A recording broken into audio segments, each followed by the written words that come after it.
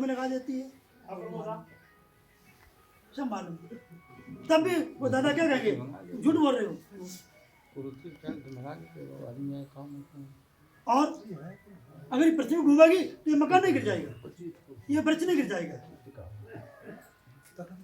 तो इसलिए अस्तित्व के सत्य दर्शन को जानना ये प्रज्ञा की दृष्टि है। बुद्ध ने कहा जो चीज आंखों से देख रहा हूं एकदम उसको सत्य मत मानना। जैसे आप अपने घर पर बैठे हैं और आपने अपने घर से देखा खेतों में एक लड़का लड़की है, आपने द्वेष प्रवृत्त किया, क्रोध को जगाया, मन में अनंत विचार आए। अब में जाकर के एकदम लाठ उठाते हैं और खेत के प्रति भाग देते हैं मारने के लिए। और इतने गुस्सा में गए, क्रोध में गए, लेकिन जब वहां देखा तो वे सगे भाई बहन अपने खेत पे काम कर रहे, देखा वे सगे पति पत्नी काम कर रहे। अब तुम्हें क्या मारोगे, नहीं मार पाओगे। तो बुद्ध ने क्या कहा, जो तुम आंखों से देख रहे हैं एकदम इसको सत्य मत मानना।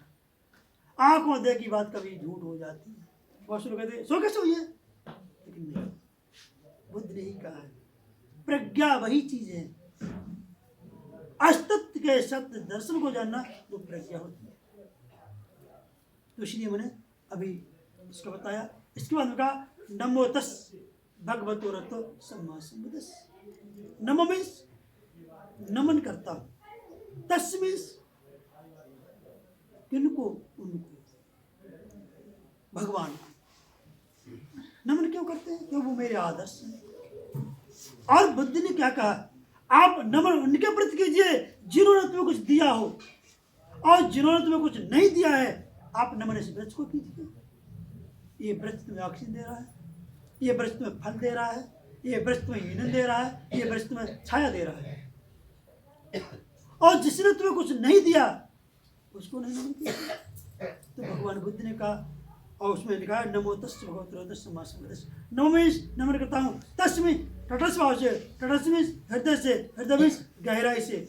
भगवतो पाली में भगवा शब्द आया है। और बाबा साहब ने जो भी ग्रंथ लिखे हैं तो उन्होंने भी भगवान की उपाधि को क्या दिया और क्या कहा। आज लोग भगवान के चक्कर में पड़े हैं, भग रागो भग दोस्तों भग ना सको। और तो अरमीश होता है शत्रु, हंत माने हन्ना। जिस व्यक्ति ने अपने मन के अंदर की सारी दुष्प्रवृत्तियों को, गलत विचारों को मार दिया है, क्षय कर दिया है, ऐसे समय से बुद्ध को, परम पूज्य बाबा साहब को मैं 3 बार वंदन अभिनंदन करता हूँ। भगवान कौन है, भगवान किसे कहते हैं। आज संसार में लोग भगवान के चक्कर में पड़े हैं, भगवान के चक्कर में मैं व्रत रहती हूँ। बुद्ध ने क्या कहा, इस काया को सुखा करके अगर तुमने व्रत किया तो तुम्हारा कोई व्रत नहीं। हमारे कितनी तपस्या कोई नहीं कर सकता। बुद्ध ने 6 वर्ष तपस्या की, कुछ नहीं खाया, उन्हें कुछ परम बोधत ज्ञान नहीं मिला। तब उन्होंने कहा था भूखे रहने से कुछ नहीं होगा, इस शरीर को ऊर्जा चाहिए। अगर ऐसा ही बनता है तो मैंने बड़ा विडम्बना इस भारत देश में, तो मैं कुछ बता नहीं सकता हूँ। इतनी बड़ी विडम्बना है, भारत देश की नारियां व्रत रह के अपने पति की उम्र बढ़ा लेती हैं, और फिर भी जब आंकड़ा नापा गया तो भारत देश में ही महिलाएं विधवा ज्यादा हैं। कैसा व्रत, समझ में नहीं आ रहा है। भगवान ने कहा, और वास्तव में भगवान आप हो। आप अगर किसी की इन हाथों से किसी की मदद कर दो, कोई बेचारा दीन गरीब भूखा बेचारा है, अगर आपने उसकी मदद कर दी, किसी का स्टूडेंट हो गया रोड पर और वो बेचारा फंसा रहा है, आपने अगर उसकी मदद कर दी, अस्पताल पहुंचा दिया, और जब वो ठीक होगा और जब तुम्हें मिले नजर सामने आएगा तो तुम्हारा चढ़ो गिर जाएगा। तुम उस दिन अगर ना होते तो मेरी क्या दशा होती। तो बुद्ध ने क्या कहा, तुम करोड़ों आके देखिए, लोगों में प्यार उभार के देखिए, लोग तो तुम्हारे चरणों पड़ जाएंगे। अलंकार में नहीं कहा गया है कस्तूरी कुंडल से मृग ढूंढे बनमा। उस चक्कर मत भागिए जैसे हिरण एक कस्तूरी के प्रति जंगल में भागता है। देख कस्तूरी को जब कहाँ रहती, उसकी नाभि के अंदर रहती है। भगवान के चक्कर में हम गया मथुरा से कहाँ कहाँ चले चले जाते हैं। लेकिन जो घर में असली मेरे माता पिता हैं, अगर उसने पानी मांग दिया, अरे तुम पानी नहीं बता रहे, हमें प्लेट नहीं। जिस व्यक्ति ने मुझे जन्म दे करके पाल पोस के बड़ा किया, उससे बढ़ करके दुनिया में कोई भगवान नहीं हो सकता। ये दिल में गांठ बांध लो। तो इसके बाद में कहा बुद्धम शरणं गच्छामि, मैं बुद्ध की शरण में जाता हूँ। बुद्ध मीन्स ज्ञान की शरण में। यहीं पर भगवान ने कहा अत्यधिक भव, आप स्वयं के दीपक। इसके बाद में कहा धम्मं शरणं गच्छामि, मैं धम्म की शरण में जाता हूँ। और धम्म क्या है? धम्म मेरा आचरण, नैतिकता, व्यवहार है। बाबा साहब ने बुद्ध और का धम्म में लिखा है धम्म क्या है, अधम्म क्या है और सधम्म क्या है। और बाबा साहब ने जो 22 प्रतिज्ञाएं दी, हम बाबा साहब के अनुयायी तभी सच्चे हो सकते हैं, भगवान बुद्ध के सच्चे अनुयायी तभी हो सकते हैं जब मुझे 22 प्रतिज्ञाओं का ज्ञान होगा। लेकिन हमें 22 का दो लौला नहीं मालूम है, और लंबो झंडा लगाए फिर हम बाबा साहब का अनुयायी है, हम बौद्ध धर्म के अनुयायी। बुद्ध ने क्या कहा था? झंडा लगाने से कोई बौद्धिस्ट नहीं होता है, नमो बुद्धाय जय भीम लिखने से कोई बौद्धिस्ट नहीं होता है, पट्टा डालने से, चीवर पहनने से कोई बौद्धिस्ट नहीं होता है। बौद्धिस्ट की क्वालिटी बाबा साहब ने क्या कहा था 22 प्रतिज्ञाओं में, शायद मालूम अभी 5-6 महीने बड़ा हंगामा चला था, आप सभी को मालूम होगा, नेट पे देखते होंगे। राजेंद्र पाल गौतम जी ने 22 प्रतिज्ञा को केवल दोहरा दिया, इतना हंगामा देश में खड़ा हो गया, यहां तक बोल दिया कि मैं इसको सर काटने के लिए 5 लाख रुपए दूंगा। क्या गुनाह कर दिया था? लेकिन आज सत्य की बात करने के लिए हम लोगों में जज्बा नहीं रहा, क्योंकि हम लोगों का संगठन नहीं। अनुमान लगाइए 1956 में बाबा साहब इस भारत में अकेले थे। नागपुर की दीक्षा भूमि पे ऐलान कर दिया था कि मैं ब्रह्मा विष्णु महेश को तब किसी की मां की ताकत नहीं थी इस भारत देश में जो बाबा साहब का कोई बार वाका कर लेता। क्यों? जब बाबा साहब ने मनुस्मृति जलाई थी 25 दिसंबर को, इस संसार में भारत देश के लोगों ने उनका बाल वाका नहीं कर पाया था, क्योंकि उनके मुकाबले इस देश में इतना बड़ा कोई विद्वान नहीं था। आज घर घर बाबा साहब, तब भी हम इसका नाम आगे नहीं बढ़ा पा रहे। उस समय पूरे देश में बाबा साहब के साथ देने वाले कितने लोग थे? लेकिन बाबा साहब की जब प्रतिमा लगी होती है, इतना गंदगी होती है, जिसने मुझे सब कुछ दिया है, लेकिन हम कभी इतना नहीं लगता है कि मैंने इनकी सफाई कर दी। मुझे पकी पकी खिचड़ी मिल रही है, मुझे क्या मतलब है किसने खिचड़ी बनाई है, उसका एहसान मानिए, नहीं मानते। तो इसलिए धम्म एक जीवन जीने की कला सिखाता है। अब बहुत बड़ी विडंबना है यहाँ पर, अगर लड़कियों हम तुम पैर ना छुओ तो क्या कहती माता बहन? पाप पड़ेगा। अभी मैं अप्रैल मई में झारखंड में कथा कर रहा था। झारखंड में कथा कहने गया तो मैं जब कथा से नीचे उतरा तो मैंने महिलाओं को जब देखा, उनके पैरों में कोई बिछिया नहीं था। तो मैंने पूछा क्या यहाँ सब हम एकदम कह भी नहीं सकते विधवा? तो मैंने उनको बुला के कहा कि शास्त्री जी हमारे यहाँ कोई बिछिया नहीं पहनते। हम कहा हमारे यूपी में, अगर और यूपी में खासकर कन्नौज जिला और मैनपुर जिला, अभी मैं नागपुर में था, अभी मैं पूना में था, वहाँ कोई श्रृंगार नहीं, कोई सिंदूर नहीं। तो मेरी समझ नहीं आ रहा वहाँ के वेद अलग हैं, यहाँ के वेद अलग हैं क्या? अभी मैं इलाहाबाद में था, इलाहाबाद में सभी लड़कियां उठ करके अपने माता पिता के पैर छुए। तो मैंने अशोक जी से कहा मौर्य जी ये क्या? हम कहे तुम पाप में नहीं पड़ते हो? कैसा पाप? हम कहे हमारे अगर नेक पैर टच हो गया लड़की को और पैर ना छुए तो हम लोग पाप पड़ जाते हैं, बिहार चले जाइए। तो वहां का भगवान अलग है, यहाँ का अलग है क्या? यहाँ पे ये ठगने की साजिश है। इस बुद्धि को दौड़ाएगी, हम लोग बुद्धि को नहीं दौड़ाते, वे लोग क्यों पैर छुआते हैं? सीधा बुद्धि ने क्या कहा? अपने से बड़ों को सम्मान। इसलिए अपने से बड़ों को सम्मान देना सीखिए। आज मैं नागपुर ट्रेनिंग लेने के बाद में भारत देश में जगह जगह घूम रहा हूँ, यही देखता हूँ तो बड़ा दुख होता है। कहने खूब मिलता है, यहाँ पति की आमदनी 500 रुपये है तो आधी रुपये श्रृंगार में चली जाती, बच्चे का पड़ा पे। तो इसलिए हम ऐसे नहीं करना है। धर्म एक जीवन कला होता है, और जीवन कैसे मिले हमें ये भारतीय संविधान दे रहा है। भारतीय संविधान में पहले प्रश्न पर लिखा है भूमिका में कि हम भारत के लोग, हम भारत के एक नागरिक हैं, ना किसी जात की बात ना धर्म की बात लिखी। ये तो निष्ठा इन लोगों बना दी, अरे तू जाटव है, तू काची है, तेरी निष्ठा यही है। लेकिन बुद्ध ने कहा संसार में मान मात्र एक है, कोई ऊंच नीच की बात नहीं।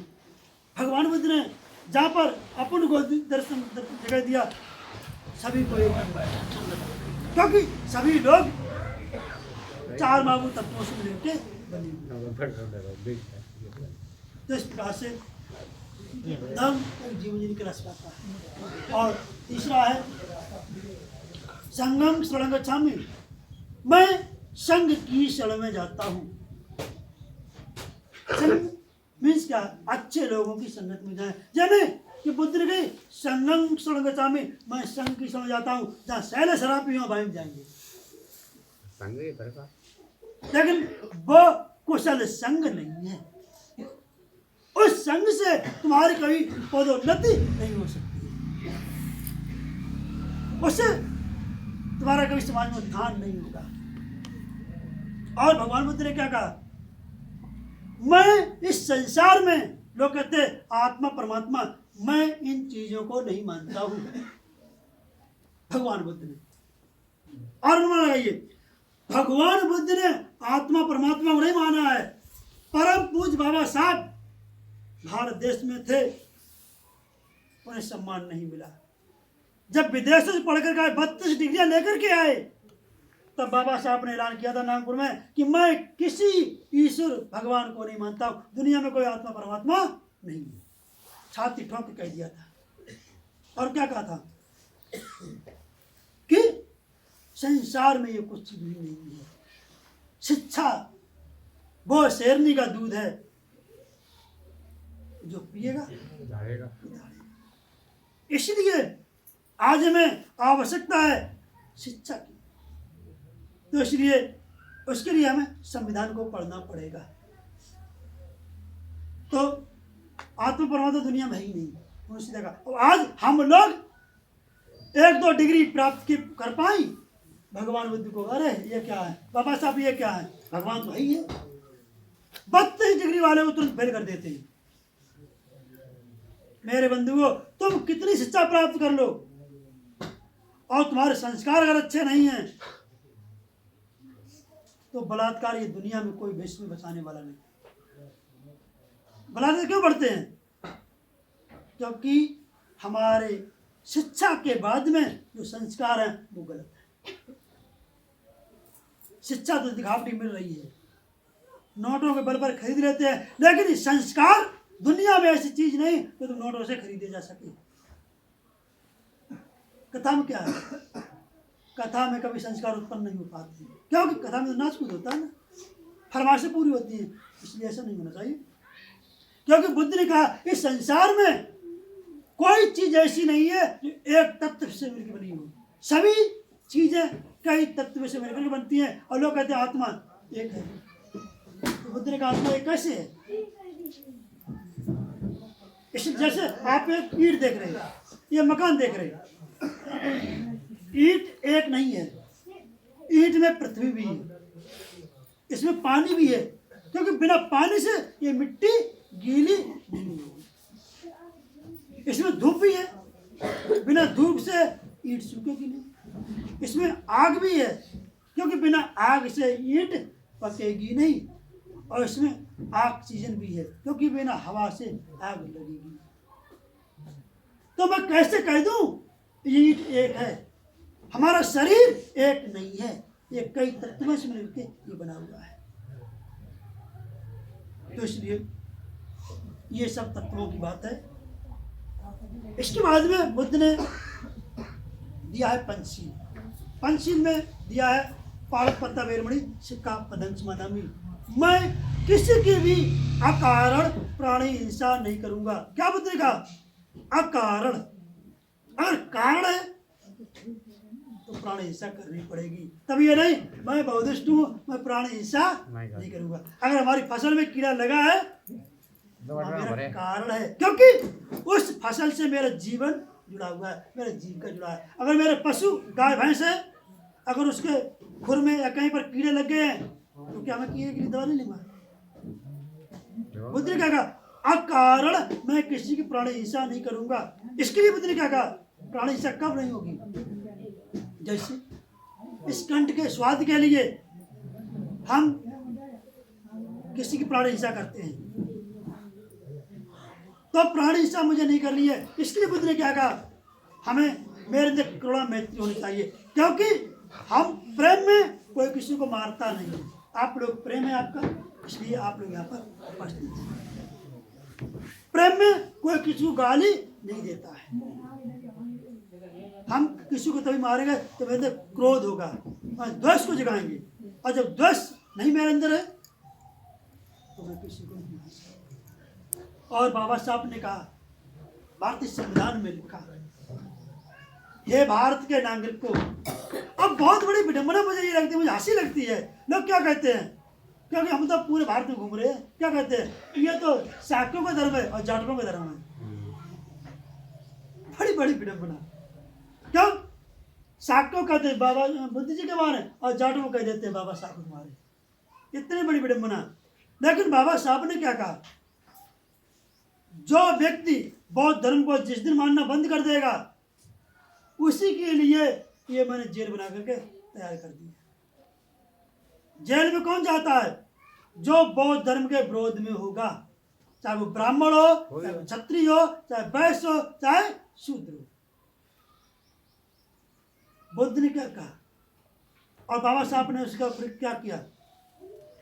उन्होंने सीधा बाबा साहब ने कहा है कि भारत देश के तुम अगर मूल निवासी हो, भारत के नागरिक हो, अगर तुमने प्राणी हिंसा कर दी, किसी का मर्डर केस कर दिया, तो 302 की धारा मैंने वो बना के तैयार की है। 302 की धारा के तहत आप बच नहीं पाओगे और उठा करके जेल में बंद कर दिए। अगर 302 की धारा से बचना है तो आपको बौद्ध धर्म का पालन करना पड़ेगा। बहुत लोग कहते जानते नहीं, जानते सभी हैं लेकिन मानते नहीं। और नहीं तुम कहते मैं नहीं जानता हूं तो मर्डर केस करिए, एहसास हो जाएगा किसके तहत आप जेल में जा रहे हो। और केस तुम तभी तक नहीं कर पाओगे जब तक तुम्हारे अंदर शील पालन रहेगा। प्राणी हिंसा नहीं करोगे, बौद्ध धर्म के विरुद्ध में जब तक नहीं रहोगे, उनका फॉलो करते रहोगे, दुनिया में कोई नहीं कुछ कर पाएगा। तो हमें प्राणी हिंसा नहीं करनी है। दूसरा है अदन्न दाना वेरमणि सिक्का पदंच मदामी, मुझे चोरी न करना है। बुद्ध ने जो शिक्षा दी है उसका चीज है कि मैं चोरी न करने की शिक्षा ग्रहण करता हूँ। और बुद्ध ने क्या कहा? लोग कहते हैं चोरी नहीं करूँगा और मौका लगेगा छोड़ेंगे भी नहीं। तो इसलिए बुद्ध ने क्या कहा? चोरी कब नहीं होगी, इसके लिए बुद्ध ने कहा पहले आप दान कीजिए। जब दान करोगे, दान करने से तुम्हारे अंदर का लोभ खत्म होता है। लोभ खत्म होगा तो तुम्हारी चोरी ऑटोमेटिक खत्म हो जाएगी। मैं देखता हूँ लोग पैसे वाले बहुत हो सकते हैं, इतने लोग पैसे वाले हैं, लेकिन जब दान की बात आती है तब से देखते हैं अब यहाँ कितना दान करो। और गलत कमाई में हॉस्पिटल में 1 लाख रुपए दे देंगे, 1 लाख रुपए वहां दे देंगे और वहां से ये कहो उसमें 5,000 करके दान कर दो, नहीं तो करेंगे। मैंने खुद अनुभव किया है। अगर तुम दान करना सीख जाते तो आज ये वो नौबत नहीं होती। जो व्यक्ति दान करता है भाई, जो नहीं करता है संसार में, तो लोग क्या कहते हैं वो व्यक्ति बहुत ऊंचा बढ़ रहा है। अरे तुम्हें नहीं मालूम है वो व्यक्ति कितना दान करता है। तो मैं एक दिन खड़नी में बैठ के पेपर पढ़ रहा था, तो एक लड़की कानपुर में बीटेक कर रही थी और वो 2य वर्ष की छात्रा थी। संडे का दिन था तो वो लड़की मार्केट करने गई और दुकानदार से कहा भैया जी मुझे ये चीज़ दो वो चीज़ दो। दुकानदार व्यस्त हो गया। लड़की ने देखा दुकानदार व्यस्त है, एक बार क्रीम रखी थी, और लड़की ने हाथ बढ़ा करके वो क्रीम ली अपने पॉकेट में रख ली। लड़की ने देखा, दुकानदार ने नहीं देख पाया और कम पैसा दे करके चली आई। जब रास्ता में आई तो बहुत खुश हुई, मैंने चूना लगा दिया। और जब लोग किसी को चूना लगाते हैं तो बड़े अंदर से खुश होते हैं, वाह देखो वो विद्वान बन रहा था, मैंने लगा दिया चूना। बहुत खुश हुई। जैसे 32 दांतों में जहाँ भी तिनका भाई जाता है, जीविका लग जाती है, वही लग जाती है। पुरुष के 32 होते हैं, महिलाओं के 28 होते हैं। ऐसे अगले संडे आया तो लड़की को फिर भैया आदत पड़ गई, वो लड़की फिर दोबारा गई और दुकानदार से कहा, भैया जी मुझे ये चीज़ दो, वो चीज़ दो। दुकानदार हाथ जोड़ के कहा, बहन जी तुमने अगले संडे को मेरी क्रीम की चोरी की। लड़की क्या बोली, क्या कर रही हो, समझ आ रही, मैं पीटे कर रही हूँ, मैं इतने पैसे वाले घर की लड़की हूँ और तुम मुझे अजाम लगा रहे हो। दुकानदार ने कहा, बहन जी इतना बनाओ, मैं सीसीटीवी कैमरा चालू करता हूँ, देख लो। और जैसे सीसीटीवी कैमरा चालू किया और लड़की ने देखा, जो एकदम बड़बड़ा रही थी एकदम पंचर हो गई, सर झुक गया। अब मेरे बंधुओं वो लज्जित होकर के उस दुकान से अपने रूम पर गई और 17 मंजिल से कूद कर अपने उसने जान दे दी। अनुमान लगाइए मेरी माता बहन, एक क्रीम के पीछे सारे अरमान, माता पिता क्या अरमान होंगे, लड़की क्या अरमान होंगे, लेकिन सारे अरमान जरा सी क्रीम में बह गए। ये लोभ, बुद्ध कहते हैं ये लोभ तुम्हें कहाँ ले जाए। क्रीम कितने हो सकती है, याद है ना, 100-200 रुपये। इसलिए भगवान बुद्ध ने कहा मुझे लोभी नहीं बनना है। इसलिए आप दान करना सीखो। दान करोगे तो आपके अंदर लोभ खत्म होगा तो आपको संतुष्टि सादगी मिलेगी। और तीसरा है कामेश मिथ्याचारा वेरमणि सिक्खापदं। मैं ये बहुत जटिल सील है, इस सील पर कितने लोग ढह गए, कितने लोग बह गए।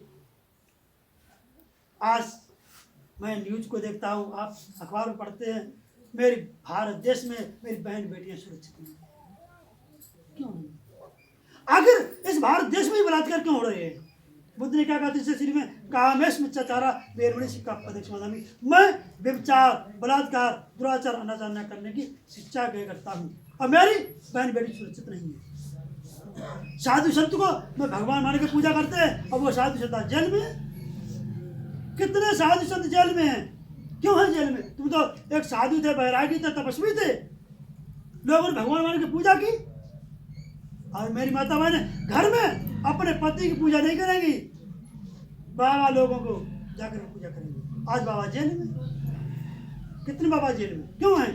क्योंकि इनके अंदर छल कपट भरा हुआ है। तो भगवान बुद्ध ने क्या कहा, जो आप व्रत रहती है मेरी माता बहनों, कोई त्योहार आया, कहती भैया जी, पापा जी मैं व्रत रहूंगी, पति जी मैं व्रत रहूंगी, 5 किलो सेव आने चाहिए, दूध आना चाहिए।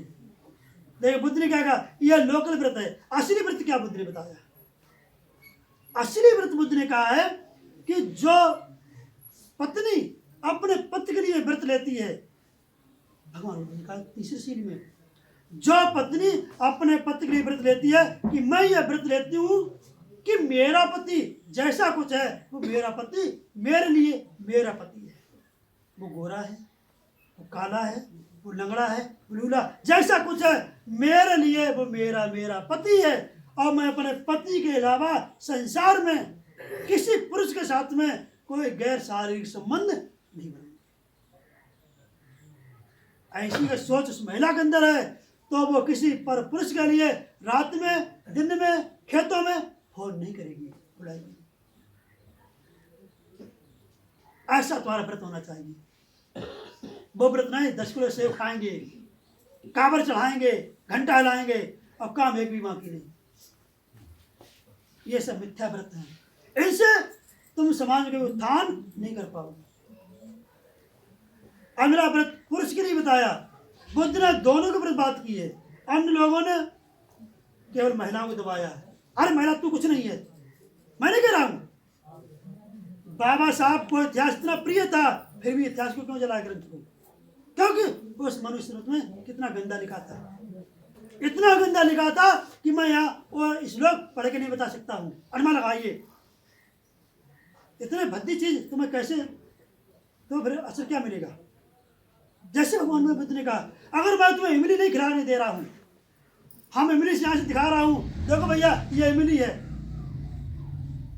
देख करके ही मुंह में पानी आए। उसी प्रकार से बुद्ध ने दोनों की बात की है। और बुद्ध ने कहा पुरुष के लिए भी, जो पति है, जो पति अपनी पत्नी से व्रत लेता है कि मैं ये व्रत लेता हूं, ये मेरी पत्नी है, मेरी पत्नी जैसे कुछ है, भले कम पढ़ी लिखी है, भले ज्यादा पढ़ी लिखी है, गोरी है, काली है, लंगड़ी लूरी, जैसे कुछ है, मेरी पत्नी मेरे लिए मेरी पत्नी है। मैं अपनी पत्नी के अलावा किसी भी महिला के साथ में दुष्कर्म नहीं करूंगा, शारीरिक संबंध नहीं करूंगा।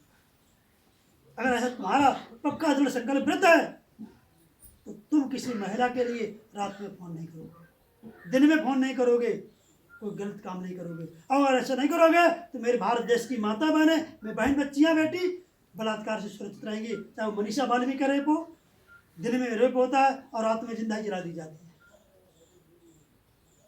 चाहे कार को डाली के रेप हो, कितने रेप हैं। क्यों? रेप कोई पशु नहीं करता है, क्योंकि हम लोगों ने अपने संस्कारों को खो दिया है, संस्कार विहीन हो गए हैं, माता पिता की लोग लज्जा को खत्म कर दिया है, समाज का डर नहीं रहा।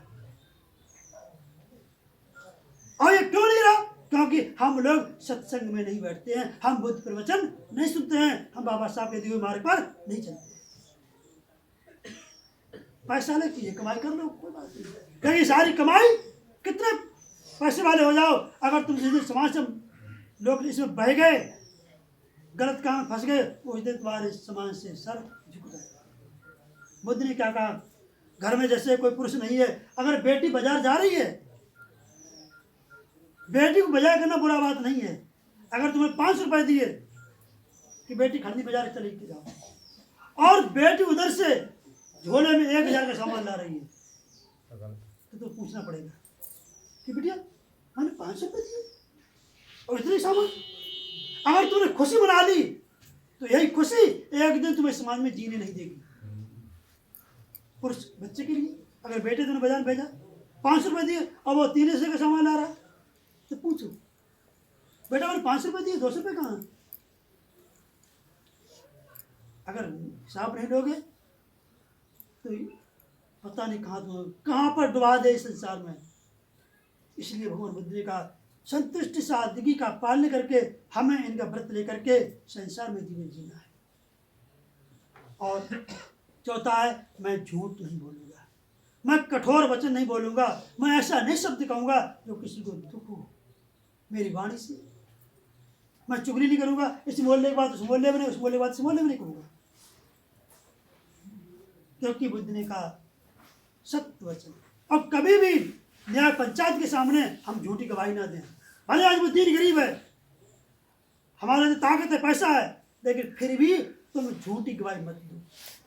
बुद्ध ने क्या कहा था? जो कबीरदास ने लिखा कि दुर्बल को न सताइए, ये बुद्ध की वाणी है, क्योंकि कबीरदास ने भगवान बुद्ध को अपना गुरु माना था, और बाबा साहब ने ज्योतिबा फुले, कबीरदास और भगवान बुद्ध को अपना गुरु माना। और बाबा साहब ने दिल्ली में भाषण दिया था कि जो मेरा तत्व ज्ञान है, स्वतंत्रता, समानता, बनता, न्याय, ये मेरा नहीं है, ये मैंने भगवान बुद्ध से लिया है। ये नागपुर में बहुत बड़ी नई पढ़ी लिखी लगी हुई है भाषण देते हुए। बाबा साहब ने कहा जो मैं संविधान पूरा लिखा है वो बुद्ध की शिक्षाओं पर लिखा है, मेरा इसमें कुछ नहीं है, मैंने पूरा भगवान बुद्ध की शिक्षाओं से लिया है। तो इसलिए हमें ऐसा नहीं करना है, हमें कभी झूठ गवाही नहीं देना। आज तुम पैसे की जोर से, ताकत की जोर से गवाही दे दोगे, लेकिन एक दिन ऐसा आएगा प्रकृति तुम्हें बचा नहीं पाएगी, दुर्बल को न सताइए। आज तुम अपने पैसे घमंड में, ताकत की घमंड में, वो बेचारा गिर रहा है, पैरों पड़ा है, कभी रिश्वत मत लो। यही हमें आगे हमारे पता नहीं, हम पैसे वाले जरूर नहीं, मेरी औलाद गलती नहीं करी, फिर क्या करेंगे? और बुद्ध ने ये कहा है दान वो दान हो श्रद्धा का दान हो। तुम्हें 2000 चढ़ा दो, लेकिन गलत कमाई है तो वो हमें जरूर खुश हो जाएंगे, लेकिन हमारे का बच्चे बीमार पड़ जाए, हमारी गाड़ी बिगड़ जाए, कभी ऐसा नहीं। इसलिए आप पवित्र कमाई, भले 1 रुपये चढ़ाइए दान, पवित्रता का दान होना चाहिए। और 5वां है सुरा मेरे मध पाठना मेरी बड़ी सिक्का पदक नाम, मैं कच्ची पक्की शराब, बीड़ी, तंबाकू, पान मसाला का सेवन नहीं करूँगा, लेकिन जा बात का हूँ मैं काम दे कथों का। देखो भाई, हम जानते रोज हम समाज में रहते हैं, मैं देखता हूँ बड़ा दुख होता है, लोग शायद 90-95% पीने वाले हो गए। क्यों पी रहे हो? तुम्हारी हस्तियां मिट गई। और मैं ये कह रहा हूं, भगवान बुद्ध ने एक जगह कहा है ग्रंथ में कि सम्मान से जिंदगी जियो। अगर शराब में सम्मान मिलता है तो कसम खा लो, मैं 1 पौवा पीऊंगा और पत्नी को 2 पौवा पिलाऊंगा, क्योंकि जब मुझे सम्मान मिल रहा है तो मेरी पत्नी को सम्मान मिलना चाहिए और मेरे बच्चों को भी शराब पिलानी चाहिए। और सम्मान नहीं मिलता है तो छोड़ देनी चाहिए। सो नहीं छोड़े। और क्या करें, आज बहुत थकी था हमने। और कभी कभी कोई प्रोग्राम होता है, शादी ब्याह, यार शास्त्री जी मैं तो नहीं पियो चाहता दारू, लेकिन क्या करें, जीजा आइए उन्हें मानी नहीं, पापा आइए, मम्मा आइए, उन्हें तुम्हें मेरी जान की समझती पी ले। कितनी बड़ी बड़ी बना अनुमान लगाइए। मैं ये कह रहा हूँ किसी माँ के नाम ताकत नहीं तो मुझे वो शराब पिला दे।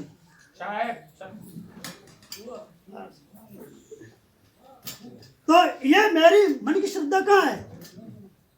देखिए भगवान बुद्ध ने ये कहा है कि लोग कहते दारू, शराब को मना किया बुद्ध ने, और तुम कहते मैं नहीं पी रहे थे, लेकिन क्या करे, जीजा आइए, फूफा आइए, सारे साहब आइए, उन्हें जबरदस्ती पिलाई दी। उन्हें तुम्हें जीजा मेरी कसम हो। अनुमान लगाइए, जब वो तुम्हें कसम खवा के पिला सकता है, तुम्हें इतना पावर नहीं कसम खवा के छुड़वा लो, दुष्ट है। अगर तेरे जीजा मरी हो तो तेरी बहन विधवा हुई है, तो शराब मत पिला मुझे। हम अगर गरीब हो जाएंगे तेरी बहन दिक्कत नहीं पड़ जाएगी, ऐसा कभी नहीं कहते। तब जा हो जाते ढक्कन खुद तो है, मुँह ज्यादा मेरे चाहिए भावना तो पहले मुँह ज्यादा, अब बाद में नहीं और झूठी बात, अरे मैं नहीं पी। इतनी बड़ी विडंबना। अब मैं कह रहा हूँ किसी ताकत मुझे पिला के देख ले, क्योंकि जब तक बाबा साहब ने कहा दृढ़ संकल्पित त्याग, तुम कट्टर बनिए, मैं कट्टर है बौद्धिस्ट जे नहीं, हम बौद्धिस्ट हुए हैं और बस मौका लगे कुछ, ऐसा नहीं। तो इसलिए हमें ऐसा नहीं करना है, हमें शराब नहीं पीनी है, नशा पान नहीं करना। जितने नशा पान है चाहे वो, और नशा देखिए एक रूप का भी नशा होता है, जो बहुत सुंदर है, इतना उसे घमंड है, गुरु वाले को बहुत कुछ कहता है, चाहे वो स्त्री हो चाहे पुरुष हो।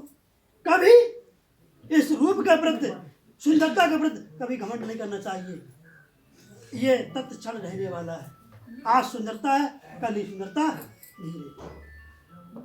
चाहे वो धन का हो चाहे बल का हो, किसी का नशा हो, हमें ऐसा नहीं करना है। इसलिए हमें नशा मुक्त रहना। और बुद्ध ने कहा जो व्यक्ति इन 5 चीजों पे चलेगा, प्राणी हिंसा नहीं करेगा, चोरी नहीं करेगा, बलात्कार नहीं करेगा, झूठ नहीं बोलेगा और नशा नहीं करेगा, इस संसार में कोई तुम्हारा बाल बांका नहीं कर सकता। तुम निर्भय निडर होकर के संसार में कहीं घूमिए।